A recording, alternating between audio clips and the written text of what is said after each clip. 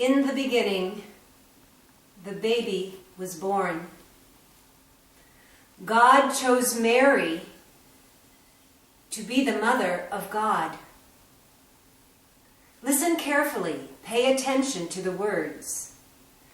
God chose Mary to be the mother of God. And the Word was born, a wordless child. And when the baby looked up into the face of the mother Mary, he already saw the cross. And when the baby looked up into the face of the father Joseph, he saw the cross there too.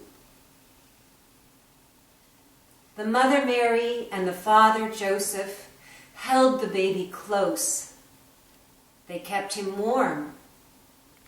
They gave the baby everything it needed to grow. And the baby began to grow.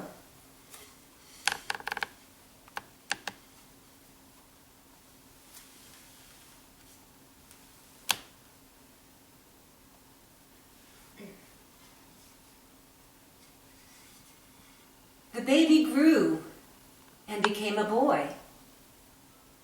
When he was about 12 years old, he went with the mother Mary and the father Joseph and many of the people from his village of Nazareth to the great city of Jerusalem for a high holy day. When the celebration was over, all of the people from his town walked out from the great high gate of the city of Jerusalem and down the road toward home. Suddenly, Mary and Joseph realized that Jesus was not with them. They thought that he had been playing with the other children from the village as they walked together. Mary and Joseph hurried back to the city to look for him. They looked in the dark and narrow streets. They looked in the marketplace where they had bought their food. They looked where they had slept. They looked everywhere.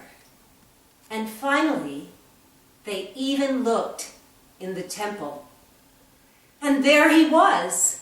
He was sitting, talking with the rabbis, the priests. And when Jesus spoke, the rabbis listened because Jesus knew so much. And when the rabbis spoke, Jesus listened because he wanted to know more. Then Mary and Joseph asked the question that all parents ask, that you can never answer. Why did you do this? And Jesus gave a strange response. Did you not know that I would be in my Father's house? Mary and Joseph did not understand. Their house was in Nazareth, where Joseph had his carpenter shop.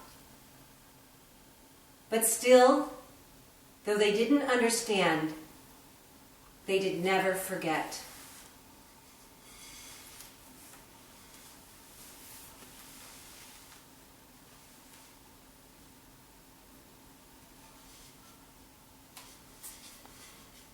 Jesus grew and became a man. When he was about 30 years old, he walked to the river Jordan, where his cousin, John, was baptizing people. You see, here's John. You can just see the back of his head. He was kind of a wild man.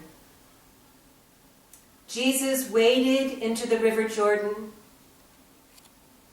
and came face to face with John and said, "Baptize me."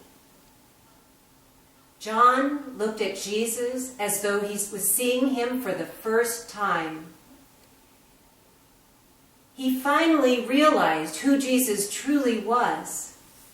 And John said, You must baptize me. You are the Messiah, the one that we have been waiting for.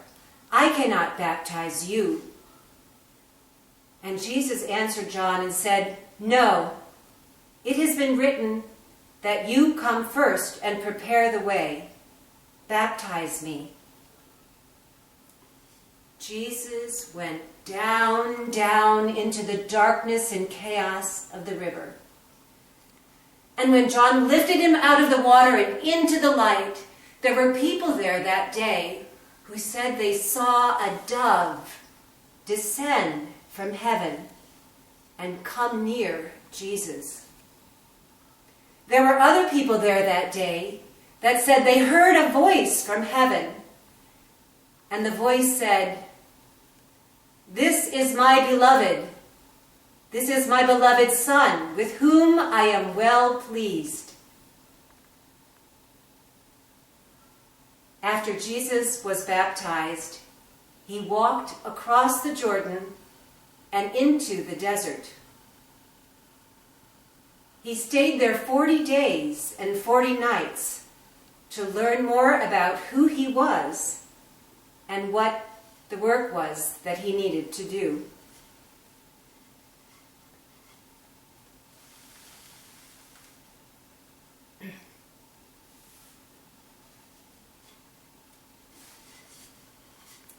Jesus walked into the desert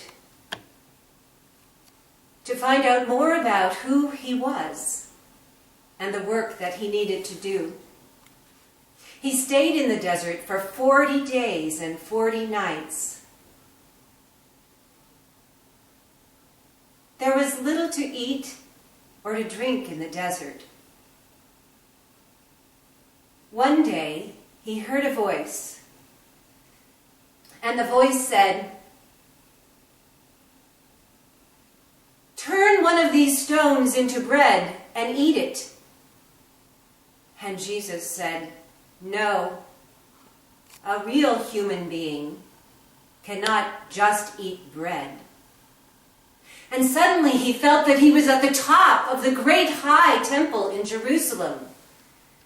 And the voice came back and said, "If you truly are the Son of God, jump and see if God will send angels to catch you before you fall to the stones below." And Jesus said, "No, you do not test God."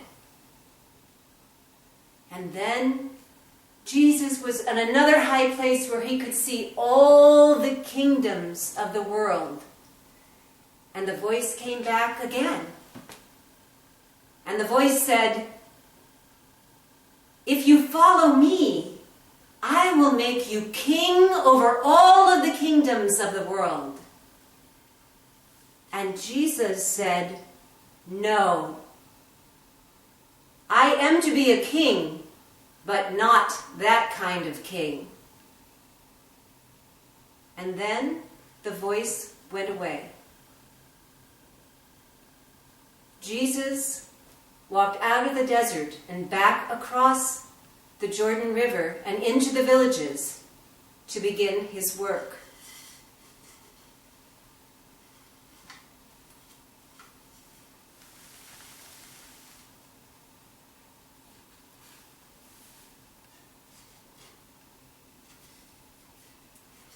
Jesus walked across the Jordan and into the villages to begin the work he needed to do. But what was his work? His work was to become close to people. He was to become close to those people that no one else wanted to be close to. See? Jesus is so close to this blind man. He's so close to this man, he's touching his eyes. When Jesus came close to people, they changed. They could see things they had never seen before. They could do things they had never done before. They became well. And And Jesus' work was also to teach the people. Jesus would teach using parables. Eventually, Jesus realized that he needed to be a parable. And he turned toward Jerusalem for the last time.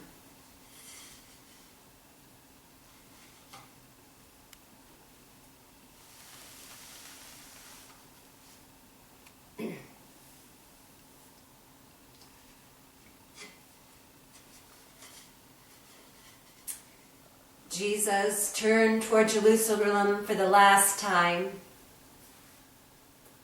and it was the feast of the Passover. The city was filled with people from many different lands, and the people thought Jesus was there to be the king, but they weren't paying attention. Jesus did not ride into the city on a white horse. Jesus did not come into the city carried by soldiers. Jesus entered the city on a donkey, and it didn't even belong to him. He borrowed it. On that Sunday, when Jesus rode the donkey into Jerusalem, the people took palm branches and waved them, which was a sign for kings.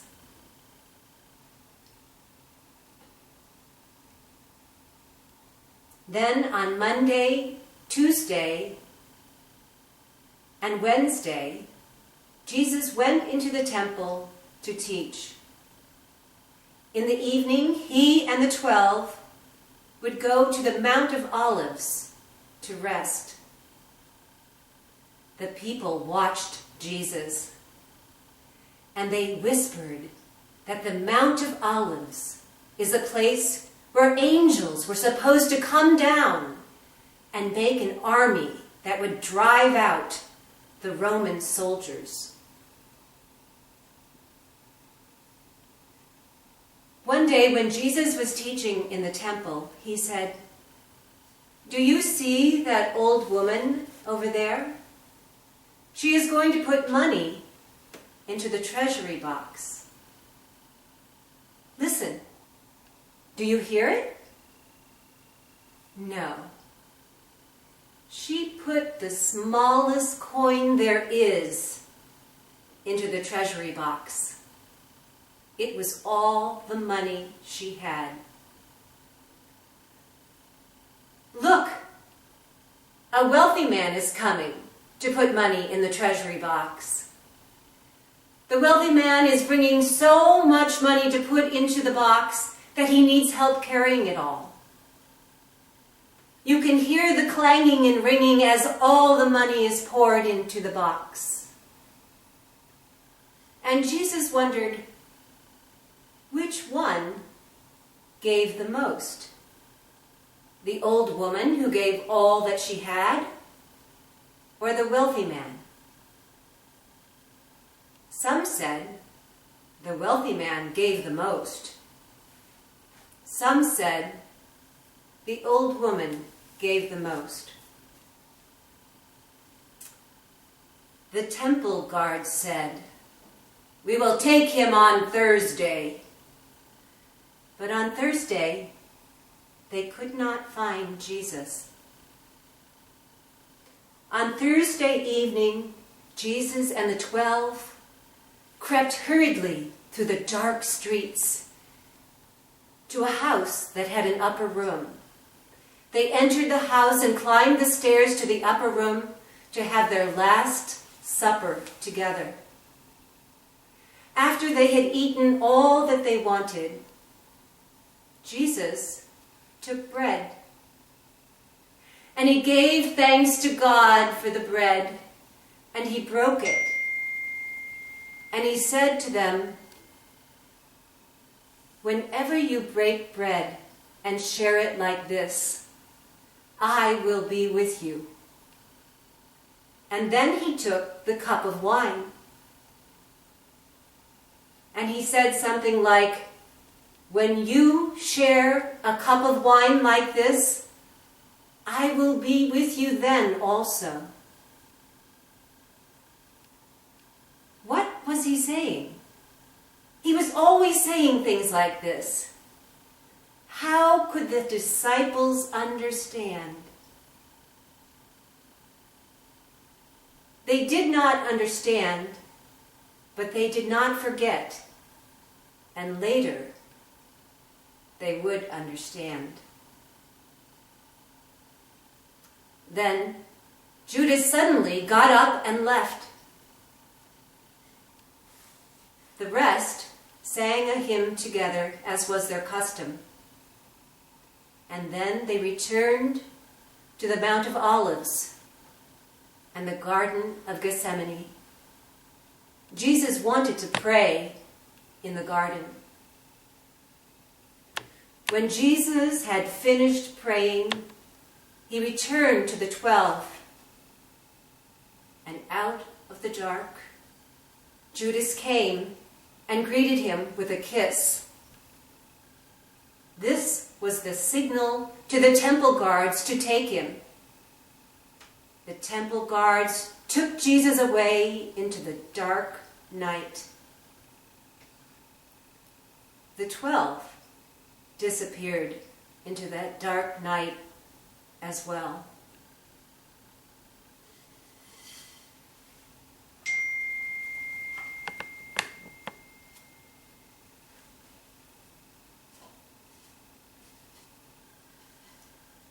That night was a confusing one. And the next day, Friday, they took Jesus outside the walls of Jerusalem and crucified him on a cross. On Friday afternoon, he died.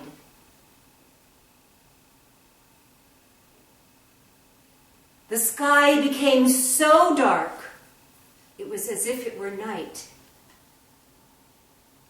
And then some of Jesus' friends came and took him down from the cross and buried him in a cave. They rolled a huge stone over the opening of the cave to close it like a door. On Saturday, it was so quiet.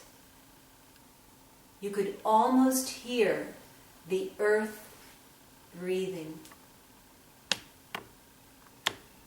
On Sunday, the women were the ones who were courageous enough to return to the tomb. They wanted to be close to Jesus. They wanted to remember, even though it was sad. When they got to the tomb, the stone covering the opening had been rolled away, and the tomb was empty. Jesus had died on Friday. And yet, Jesus was still with them, as he is with us, especially through the holy bread and the holy wine.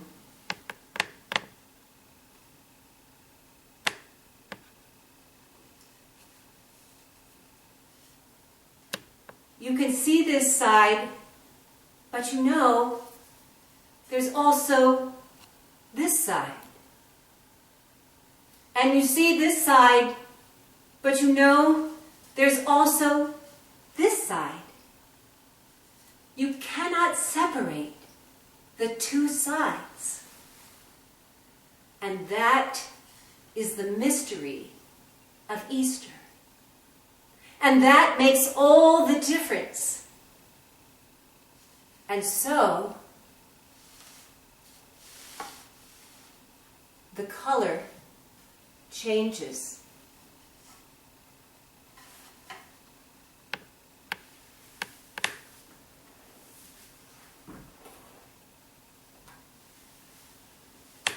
It's so beautiful.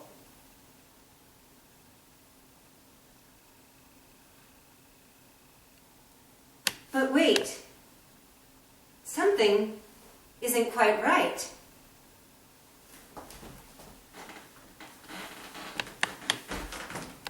We have a beginning and a middle and an end, but this is an ending, but we also have this. The ending is also a beginning. So, it's not right to have this in a line. Let's see what we can do.